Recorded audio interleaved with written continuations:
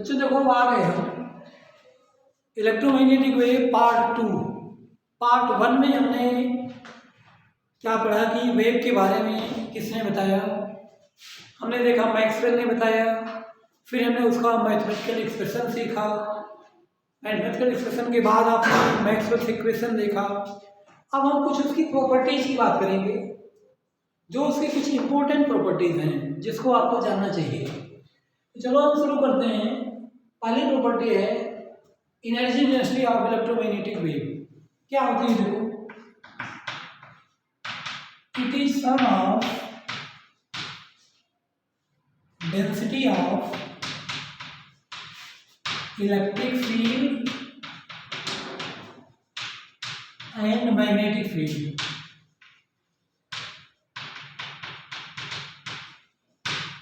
दोनों energy density का जो सम होगा उसको हम बोलेंगे energy density of electromagnetic wave. Symbol is small e, u e plus u b. U e e for the electric field. देखो ये आ गई इलेक्ट्रिक फील्ड की, भाई ये आ गई मैग्नेटिक फील्ड की।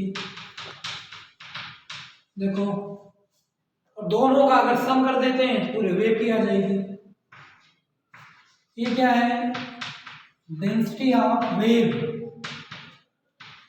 तो यहाँ क्या आ गया, U equal to half epsilon not E square plus B square by 2 mu not.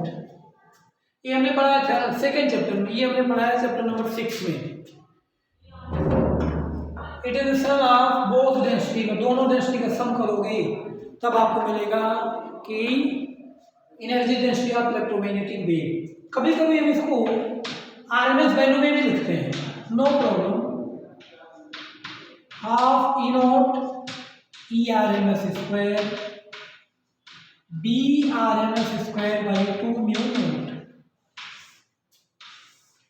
अच्छा, अगर आपको इस फार्मूले को पीक वैल्यू में बदलना है तो क्या करोगे, पीक में फार्मूला आपने पढ़ा है भाई, e r m s equal to e not by root 2 और b r m s equal to b not by root 2। अगर हम यहाँ पुट कर देंगे तो फार्मूला थोड़ा सा चेंज हो जाएगा। 1/4 epsilon not e not plus b not square by 2 mu not. 2 नहीं 4 म्यू नॉट। देखो दोनों को आ गए 4 म्यू नॉट, दोनों को जब सम कर देंगे तो it is the energy density of the electromagnetic wave. What is the energy density of electromagnetic wave? It is the sum of electric energy density and magnetic energy density. Electric energy density ERMS square epsilon not by 2, BRMS square epsilon not by 2। देखो दोनों density आपने कहाँ पढ़ा हुआ है, कहाँ पढ़े भाई आप डेंसिटी? आप जो डेंसिटी पढ़े हो एक चैप्टर 6 में पढ़े हो और एक चैप्टर आपने पढ़ा हुआ है सेकेंड में। तो ठीक है, देखो यहाँ तक आपको समझ में आ गया होगा। अब आपको ये देखना है कि यहाँ एनसीईआरटी का क्वेश्चन है, बड़ा इंपॉर्टेंट क्वेश्चन है, क्या ये दोनों डेंसिटी सेम होती हैं या नहीं। एक बार चेक कर लेते हैं। और question is, what is our question? Prove that both density are equal। Equal का मतलब होगा एक से चलेंगे और दूसरी को प्रूव कर देंगे हम। एक से चलेंगे सेकंड को प्रूव कर देंगे। सपोज करो हमने इलेक्ट्रिक फील्ड से चलना चाहा, 1/4 epsilon not e not square. अब आपको दो फॉर्मूले याद करने हैं। क्या फॉर्मूला है? आपने पढ़ा है E not square equal to C into B not square, C square और बी नॉट स्क्वायर। और सी स्क्वायर की जो वैल्यू होती है, सी स्क्वायर की जो वैल्यू है, क्या वैल्यू है? 1 by mu not epsilon not. The value of c square is 1 by mu not epsilon not and value of the e not square is c square into B not square. When we putting both values in the UE, then we get the UV. This is our question.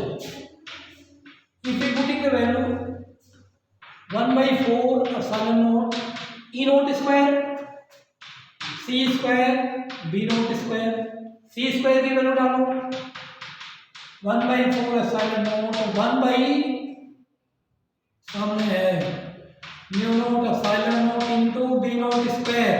भाई ये काट देते हैं, बचा क्या B naught square by 4 mu naught.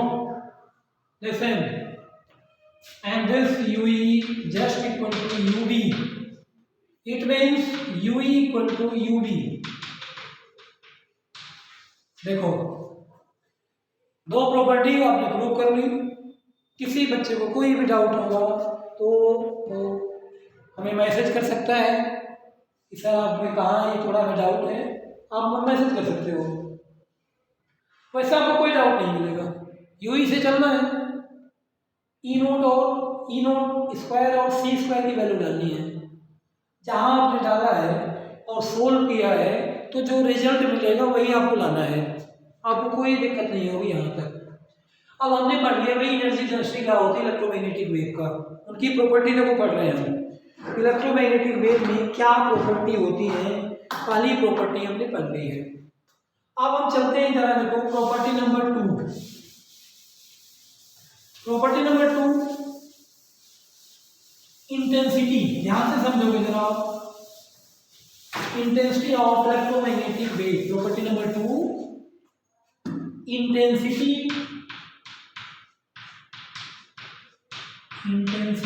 Of EMW। क्या होगी intensity, ध्यान से देखो। हमने सपोज किया ये देखो इलेक्ट्रोमैग्नेटिक वेव चल रही है, इनके चलने के परपेंडिकुलर आपको एक एरिया लेनी है। तो कई लाइट की स्पीड से चलते हैं, ये आपको परपेंडिकुलर एरिया लेना है। मानो कोई मॉलिक्यूल या कोई रेडिएशन ए से यहाँ तक जाने में डेल्टा टी का टाइम लिया है, तो distance equal to speed into time, ये डिस्टेंस होगी सी डेल्टा टी। होता क्या है देखो, energy crossing per unit area पर unit time in a direction perpendicular to direction of propagation of wave, direction of propagation of wave is called, क्या बोलते हैं, intensity of electromagnetic wave. Listen, very simple. Energy crossing per unit area पर unit time in a direction perpendicular to the direction of propagation of wave. अगर देखो आई से denote करते हैं, formula क्या मिलेगा, I equal to U by A delta. अब देखो पर यूनिट एरिया पर यूनिट टाइम ये आ गया। अब देखो जो यू होगा स्मॉल यू इंटू माइनूम ए सी डेल्टा टी, ये बड़ा यू है और यू की जगह रख देते हैं, तो क्या मिला, u a C delta t divided by क्या, ए डेल्टा टी। भाई ये से कट गया और ये से कैंसिल हो गया, आई इक्वल टू क्या मिला, यू इंटू सी। अब आपने पढ़ा कि इस आई में दो पार्ट होंगे, कौन कौन से, पहला पार्ट होगा आई ई का क्या होगा, half epsilon not E square into C. दूसरा क्या होगा I B square by 2 mu naught into C. Listen, I E and I B, and when we add both this is the intensity of electromagnetic wave. Half C अगर common ले लेते हैं, half भी common ले सकते हो, क्या मिला आपको, हाफ सी दोनों में कॉमन आ गया, बचा कितना, क्या बचा भाई, बोलो जल्दी। यहाँ मिला हमें epsilon not E square plus b square by mu not. ये देखो तो हमने बाहर निकाल लिया, सी भी निकाल लिया, ये हमारी इंटेंसिटी हो गई।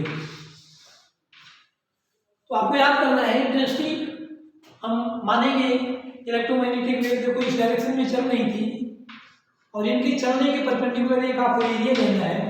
उस एरिया में यूनिट टाइम में 1 सेकंड टाइम में एरिया के परपेंडिकुलर कितना क्रॉसिंग हो रहा है, उससे हम इसकी निकालते हैं इंटेंसिटी।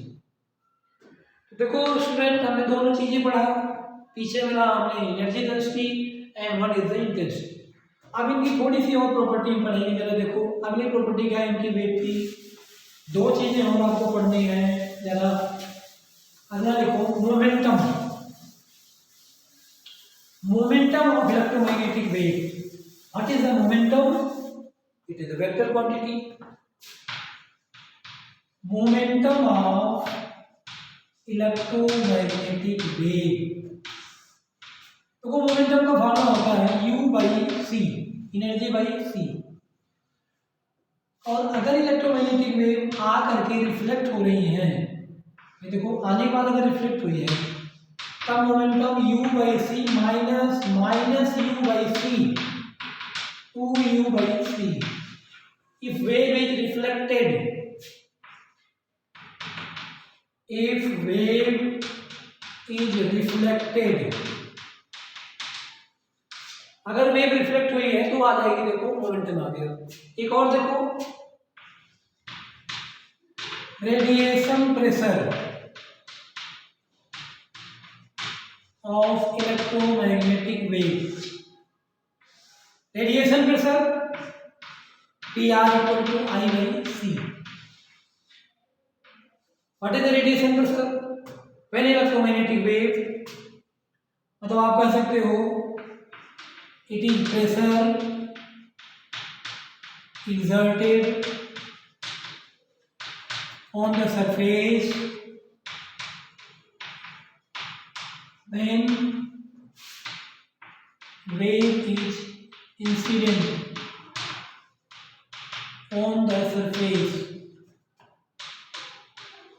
ये देखो चार प्रॉपर्टी हमने पढ़ ली, एनर्जी डेंसिटी, इंटेंसिटी, मोमेंटम और radiation pressure. Radiation pressure of electromagnetic wave, when electromagnetic wave incident on any surface they exert A pressure, that is called radiation pressure. Momentum है देखो, जब वो अगर स्पीड से आ रही है, लाइट की स्पीड से चलते हैं तो U बाई सी को डिवाइड करो, जो आएगा आपको मोमेंटम आएगा। चलो आगे चलते हैं।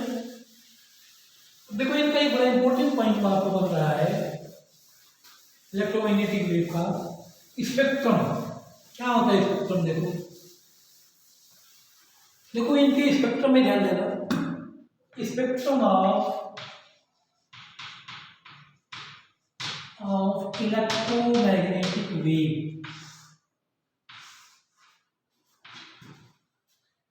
देखो स्पेक्ट्रम में ध्यान देना, जब इनके स्पेक्ट्रम को रीड किया गया तो उसमें हमें इतनी वेव मिली, RMI VUXG। देखो ये सीक्वेंस याद रखना भाई। रेडियो वेव, देखो इनका बहुत ज्यादा यूज है हमारी लाइफ में। Microwave, infrared, visible, ultraviolet, x ray, gamma ray. देखो ये देखो 7 rays are the found in spectrum of electromagnetic wave। And आपको दो चीजें याद करनी है। पहला पॉइंट है, अगर हम डाउनवर्ड मूव करेंगे जो फ्रीक्वेंसी है वो इंक्रीज करती है, फ्रीक्वेंसी इंक्रीजेज डाउनवर्ड, और जब अपवर्ड जाएंगे तो वेवलेंथ इंक्रीजेज, वेवलेंथ इंक्रीजेज। सबसे हाई वेवलेंथ किसकी होगी? रेडियो की होगी। सबसे कम वेवलेंथ किसकी होगी? गामा की होगी। सबसे हाई फ्रीक्वेंसी किसकी है? गामा की है। सबसे कम फ्रीक्वेंसी किसकी है? रेडियो की है। तो देखो अब इनका इन वेव का इनका आपको ऑर्डर याद करना है, ये वाले वर्ड याद करने हैं। RMIVUXG, you never break the sequence. आपको सीक्वेंस को नहीं तोड़ना है, इसी सीक्वेंस में याद करना है। कभी कभी आसान क्वेश्चन आ जाता है, हमें अरेंज करना है, केवल अरेंज करने में बिना इनकी वेवलेंथ याद किए भी इनको अरेंज कर सकते हैं हम। आप लोगों को याद नहीं करना है, सीधे अरेंज हो जाएंगे। अब देखो इनका यूज भी कुछ है, बहुत से यूजेज हैं। जैसे एक यूज हम देख लेते हैं, radio wave, TV transmission, microwave, radar system, radar aeroplane, infrared, heat wave बोलते हैं, जैसे सन के रेडिएशन में है फॉग, जैसे फॉग अगर हुआ है और जब सन से ही आती है इंफ्रारेड तो हीट वेव बोलते हैं। हीट के नीचे से जो फॉग है वो नीचे आ जाते हैं लिक्विड फॉर्म में। विजिबल हम देख रहे हैं, UV water purifier, x rays bone fracture, gamma rays nuclear radiation. तो हमने देखो सबके स्पेक्ट्रम के बारे में पढ़ लिया आपने, फ्रीक्वेंसी कैसे चेंज होगी, वेवलेंथ कैसे चेंज होगा, काफी चीजें आपने देखा। अब हमें देखना है, ध्यान तो अब आपको देखना है कि इसमें न्यूमेरिकल किस टाइप के होते हैं। देखो इसमें न्यूमेरिकल की अगर हम बात करेंगे तो कुछ आपको फार्मूले याद करने हैं। For numerical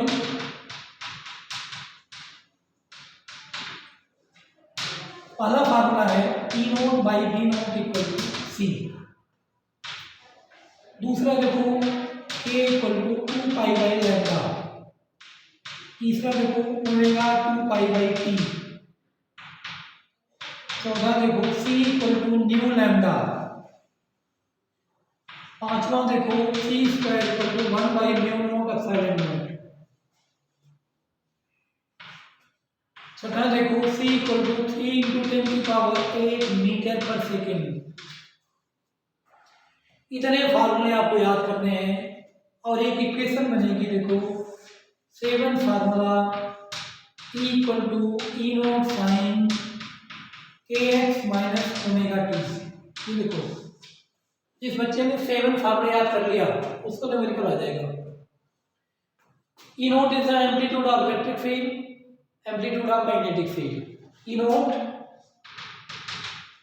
amplitude of electric field, amplitude of magnetic field, K angular wave number, angular wave number. ये देखो omega is angular frequency, angular frequency. देखो आ गई angular frequency. C speed of light, C square यहाँ से भी निकल सकता है। म्यू नॉट की वैल्यू आपको पता है 4 पाई इंटू 10 की पावर माइनस 7। अब सारे नोट की पता है 8.85 10 की पावर माइनस 12। वैसे आपको एक पेपर मिलते हैं बोर्ड की तरफ से, फिर भी आपको याद रखना है क्योंकि ये बेसिक चीजें हैं आपकी। अगर आपको ये बात इतना है तो न्यूमेरिकल की कोई आपको प्रॉब्लम नहीं पड़ेगी, जिसने इतना याद कर लिया है। नेम भी आपको बताएंगे। अब हम एक क्वेश्चन लेते हैं, जरा देखो ले लेते हैं क्वेश्चन। अगर हमने क्वेश्चन ले लिया, सपोज करो क्वेश्चन लिया है the equation of electromagnetic wave is given by E y equal to 60 sin 3 into 10 की पावर 3 y आपको एक्स ले लो x प्लस 3 into 10 की पावर 5 स्मॉल d। फाइंड पहला पॉइंट डायरेक्शन ऑफ वेव, दूसरा amplitude of magnetic field, amplitude of magnetic field, तीसरा equation of magnetic field. देखो क्या करेंगे हम, आपको पहले इक्वेशन से कंपेयर कर देना है। Y equal to 60 sine 3 into 10 की पावर 3 एक्स प्लस 3 इंटू 10 की पावर 5 टी। इसके नीचे इक्वेशन लिख लो इवनिंग ई नॉट साइन के एक्स प्लस ओमेगा टी। ये देखो ई नॉट आ गया, ये देखो हमारा के बन गया, ये देखो हमारा ओमेगा बन गया। अब देखो ई नोट कितना आ गया 60, बी नोट आपको निकालना है। B not equal to e not by क्या था हमारे पास सी। अब देखो 60 बाई 3 इंटू 10 की पावर 8 20 इंटू 10 की पावर -8 टेस्ला आ गया। देखो बी नोट आ गया, पॉइंट आ गया हमारे पास। डायरेक्शन देखो, डायरेक्शन जो है एक्सिस होगा और इसके अपोजिट होती डायरेक्शन। डायरेक्शन एक्सिस कौन सा एक्स है, अपोजिट है। Direction is negative x axis. देखो निगेटिव एक्स एक्सिस। तीसरा देखो equation of magnetic field point number 3। अब देखो ध्यान रखो, इलेक्ट्रिक फील्ड वाई में है, वेव एक्स में है, एक फील्ड बची हुई है, वहां आपकी मैग्नेटिक फील्ड होगी। B z equal to b not sine पूरा उतार देना आपको 3 इंटू 10 की power 3 small t x plus 3 into 10 की power 5 small t. B not की वैल्यू डाल देते हैं 20 इंटू 10 की पावर -8 साइन 3 इंटू 10 की पावर 3 एक्स प्लस 3 इंटू 10 की पावर 5 स्मॉल टी, साथ में टेस्ला क्योंकि मैग्नेटिक फील्ड की यूनिट है। देखो student, very simple question, only you have to compare from the standard equation. After comparing the standard equation, find out the value of amplitude of field k and then omega, and then by comparing E naught by B naught, C B naught is E naught by C, and then direction of wave आ गया। Direction of wave के लिए क्या बताया गया, जो sign होगा वो साइन के उल्टा और इस एक्सिस में चलेगा। तो हमने क्या सीखा आज, हमने तो कोई इलेक्ट्रोमैग्नेटिक वेव की बहुत सी प्रॉपर्टी पढ़ी। प्रॉपर्टी आपने देखा intensity, energy density, lateral pressure, radiation pressure, और एक इनके पास था मोमेंटम। फिर आप देखा स्पेक्ट्रम, स्पेक्ट्रम कैसे कैसे आप यूज करते हो, और फिर आपने ये देखा है। तो चलो आज यही एंड करते हैं। चलो थैंक यू।